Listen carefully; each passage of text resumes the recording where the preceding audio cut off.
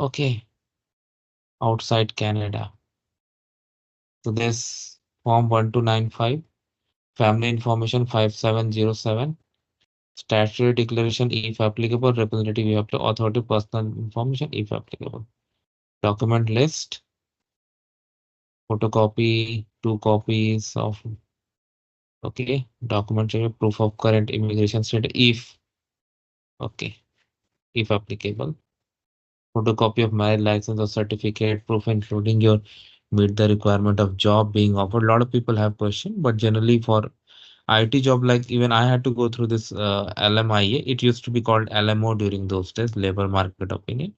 And based on the CV and other documents I got from employer, I was easily through this. If your employer obtained LMIA, provide that. Okay.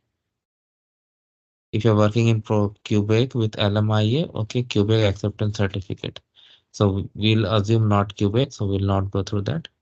Provincial nominee not applicable. Okay. If you are applying for post, okay, not for anything. Any additional document required by the responsible visa officer that we had seen already. Fine. Checklist.